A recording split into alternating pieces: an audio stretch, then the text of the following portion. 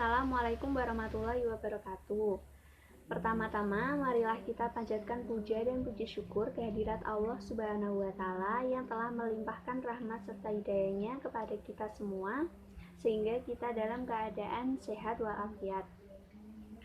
Sebelumnya, perkenalkan, nama saya Anisatul Azizah dan kedua teman saya Maulida Rahma dan Titania Oriza Satifa.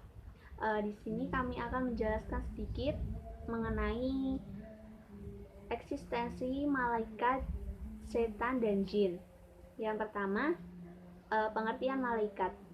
Malaikat dalam keyakinan Islam adalah makhluk surgawi yang diciptakan dari asal mula yang cerah oleh Allah untuk melakukan tugas-tugas tertentu yang telah diberikan kepadanya oleh Allah. Malaikat dari alam malaikat adalah bawahan dalam hierarki yang dipimpin oleh salah satu malaikat di surga tertinggi. Keyakinan pada malaikat adalah salah satu dari 6 artikel iman dalam Islam. Menurut bahasa Arab, kata malaikat merupakan kata jamak yang berasal dari bahasa Arab atau malak yang berarti kekuatan, yang dari bentuk masdar atau infinitif al-alukah yang berarti risalah atau misi. Kemudian sang pembawa misi biasanya disebut dengan ar-rasul. Malaikat diciptakan oleh Allah terbuat dari cahaya atau nur. Berdasarkan salah satu hadis Muhammad, malaikat telah diciptakan dari cahaya. Selanjutnya, 10 nama malaikat dan tugasnya. Pertama, malaikat Jibril bertugas menyampaikan wahyu. Kedua, malaikat Mikail bertugas memberi rizki kepada manusia. Yang ketiga, malaikat Israfil meniup sangkakala pada hari kiamat. Yang ketiga, malaikat Israil yang bertugas mencabut nyawa. Lalu malaikat Mungkar bertugas menanyai orang di dalam kubur yang berbuat keburukan. Malaikat Nakir menanyai orang di dalam kubur yang berbuat kebaikan. Malaikat Raqib bertugas mencatat amal baik manusia selama ia hidup di dunia. Malaikat Atid mencatat amal buruk manusia selama hidup. Malaikat Malik bertugas menjaga pintu neraka, dan malaikat Ridwan bertugas menjaga pintu surga. Yang kedua yaitu eksistensi setan. Setan atau syaitan adalah makhluk dalam agama samawi yang menggoda manusia untuk berbuat jahat. Pada awalnya, istilah setan digunakan sebagai julukan untuk berbagai entitas yang menantang kepercayaan imam manusia di dalam Alkitab Ibrani. Sejak saat itu, agama-agama samawi menggunakan istilah Satan sebagai nama makhluk iblis. Di dalam bahasa Indonesia, istilah Satan berbeda maknanya dengan setan. Satan lebih condong kepada sang iblis, sedangkan setan lebih mengacu kepada roh-roh jahat. Perubahan makna itu terjadi karena setan tidak diterjemahkan langsung dari bahasa Ibrani, melainkan melalui bahasa Arab, sehingga menjadi pergeseran makna. Jenis dan tugas setan. 1. Yalambur. Kelompok setan ini menggoda baik laki-laki atau perempuan, terutama saat datang ke pusat perbelanjaan. Setan ini bertugas untuk menggoda agar manusia boros ketika berbelanja. Apabila kita tidak sadar telah berbelanja yang tak sebetulnya dibutuhkan, maka berhati-hatilah, berarti setan ini terus menggoda untuk lapar mata.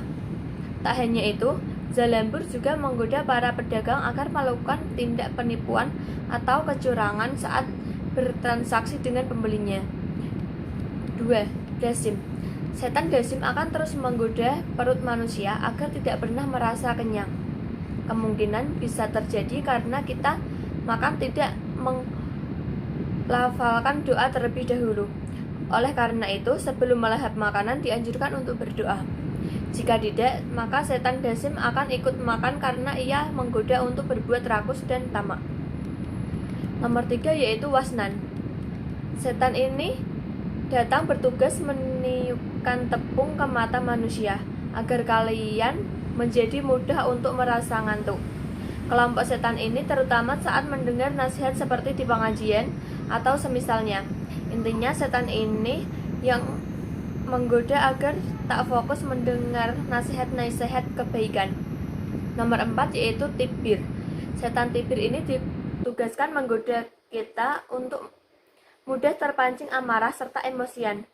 Iblis ini membuat hati tak pernah terasa tenang dan merasa gelisah terus-menerus.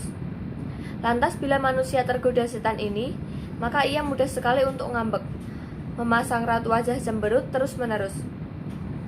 Nomor 5 yaitu kanzab. Bagi orang yang merasa malas menunaikan salah satu kewajiban muslim yakni salat, maka kalian terhasut rayuan setan kanzab. Disebutkan bahwasanya setan ini bertugas khusus untuk menggoda manusia untuk tidak sholat. Nomor 6 yaitu wahlan. Iblis ini bertugas menggoda manusia untuk tidak mengambil air wudhu. Pada seumpamanya sholat adalah sempurnanya wudhu, ini adalah kerjaan setan yang berfisik untuk tidak dekat dengan Allah Subhanahu wa Ta'ala. Nomor 7 yaitu masuk matun. Setan masuk matun ini bertugas untuk merayu manusia supaya mengadu domba, mencela, mencaci maki, dan menyebar fitnah. Berhati-hatilah tergoda setan ini, maka bisa terjadi keburukan yang jariah, yakni selama itu tergulir, maka kita dapat tabungan dosa keburukan. Bagi kamu yang suka berkumpul dengan teman-teman lalu gibah tentang keburukan orang lain, bisa jadi maksud matun ada di sekitar kalian dan sedang mengganggu. Nomor 8 yaitu akwar. Setan ini menggoda manusia untuk dekat-dekat dengan perbuatan dosa besar, yakni zina. Setan ini membujuk manusia untuk melakukan hubungan seks bebas dengan lawan jenis, dengan memberikan syahwat yang tinggi agar manusia melakukan hubungan terlarang. Setan akwar tak pandang bulu saat menggoda, baik yang masih lajang atau bersuami akan tetap dibujuknya. Nomor 9 yaitu abiyat. Iblis ini disebut sebagai panglima setan, sebab setan inilah yang menggoda dari manusia sembarangan, yakni nabi, ulama, dan para wali. Bila tergoda oleh setan abiyat ini, maka nantinya ia merasa menunjukkan kesombongannya dan merasa paling hebat. Yaitu eksistensi jin.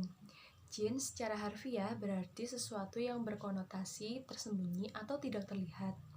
Masa jin dahulu dikatakan dapat menduduki beberapa tempat di langit dan mendengarkan berita-berita dari Allah Subhanahu wa Ta'ala.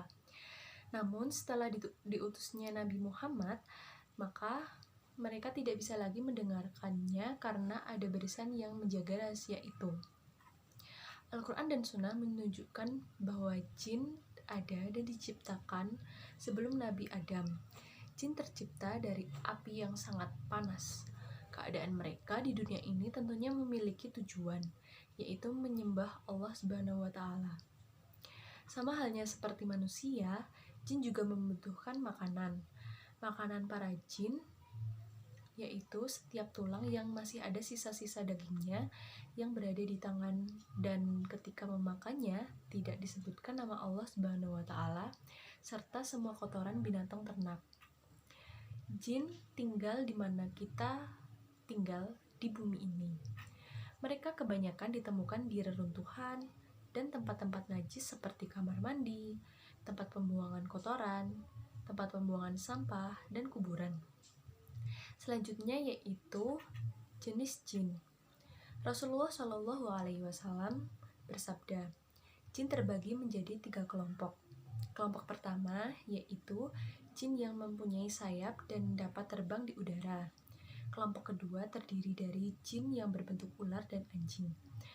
Sedangkan kelompok yang ketiga adalah yang bisa berubah bentuk dirinya. Hadis riwayat Baihaqi dengan sanad sahih. Yang pertama yaitu jin bersayap.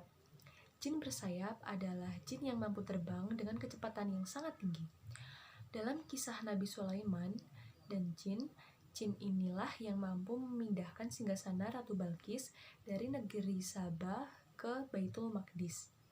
Yang kedua adalah jin yang berbentuk ular dan anjing. Yang ketiga, jin yang dapat berubah bentuk. Jin memiliki kemampuan untuk mengubah dirinya ke dalam beberapa macam bentuk. Namun tidak semua jenis jin dapat melakukan hal ini. Hanya beberapa jenis jin saja yang memiliki kemampuan seperti ini, yaitu jin ifrit, jin al-marid, dan setan. Sekian yang bisa kami sampaikan, kurang lebihnya kami mohon maaf yang sebesar-besarnya. Wassalamualaikum warahmatullahi wabarakatuh.